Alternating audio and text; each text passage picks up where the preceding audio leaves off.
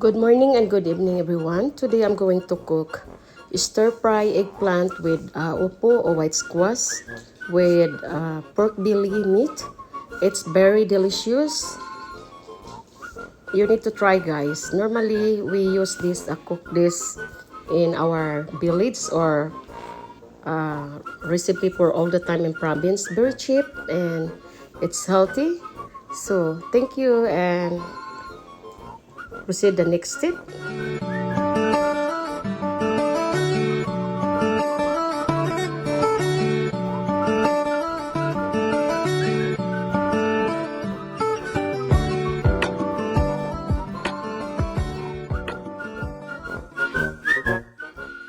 First, we have to add the meat. Put the meat in the frying pan and put 1 cup of water, and then you have to boil it and simmer it until it get dry the water.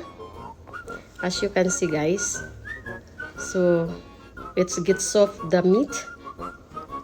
And by the way, I add a little bit of salt, like 1 tablespoon of salt and 1 tablespoon of black pepper.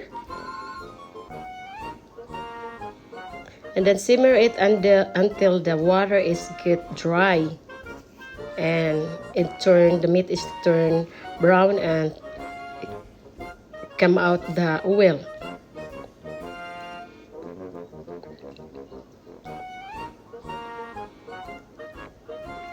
So you have always check it because you don't want it burn or get dry, very dry and burn.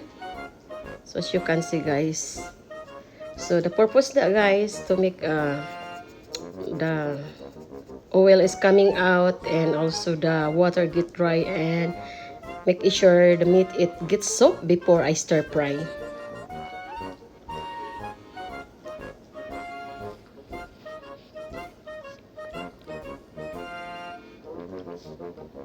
So thank you for our YouTuber silent viewers. Thank you, and to all my supporters, thank you so much.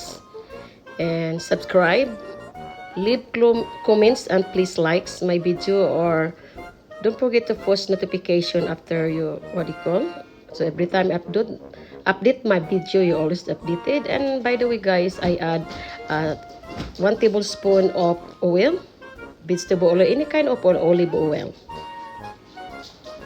So and then you have to stir. As you can see, the meat is turned brown now, and then you can add I add more oil and add 1/2 of onion slice.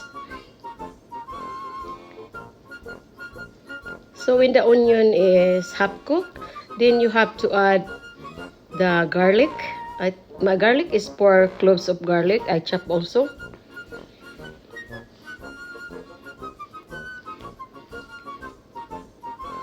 And also, I have no tomato ripe, so I have a tomato plant in the backyard, so I get the unripe tomato, any kind. So that is unripe tomato because I ran out of ripe tomatoes, so I decided to get the tomato at my backyard, which are my garden. So guys, until that, guys, when the ingredients, tomatoes and garlic, it's cooked, and then you have to add the eggplant, so you have to add the eggplant, and I cut that size, and then make sure you have to stir it, and then after that you have to simmer and add some more ingredients. 1 tablespoon of beef powder stock. The beef powder stock is like a magic syrup or MSG, but it's better because it's the flavor of the beef. So I have to stir it and also add simmer it until the boil the eggplant, and then I add 1 cup of water to get make more softer the meat and also the vegetables.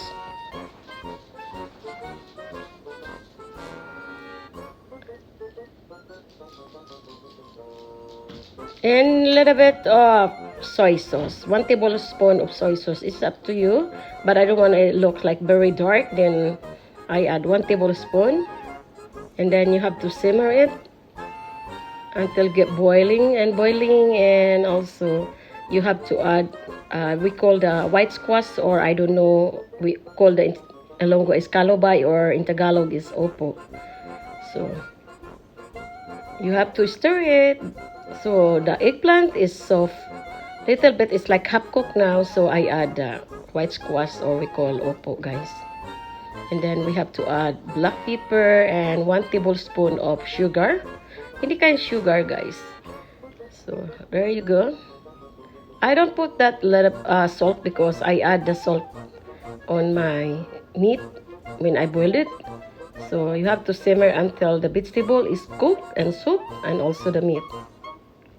So as you can see, guys, it's really good and tastes good. It's look healthy, and my granddaughter loves to eat this. So thank you so much to for always visiting my channel, to all my co-YouTuber, subscriber, and silent viewers, and to all supporters. Thank you so much. I really appreciate, and God bless. And then, guys, you have to try this, guys. Normally we always cook here at the province. And also, the last but not the least, I add like 1 tablespoon of sesame oil. So it get me yummy, and you know, so the food is almost ready to serve. I'm gonna grab the clean plate and then sit aside on the clean plate. So thank you again. Subscribe, likes. If you like this video, then you can share it to your friend, and don't forget push the notification bell, so every time I upload my video is you always updated. So as you can see, it's look delicious, and we serve this with a rice. You can eat dinner, lunch, and or breakfast if you want to. Thank you so much. God bless, and I love you all. Good luck to our YouTuber.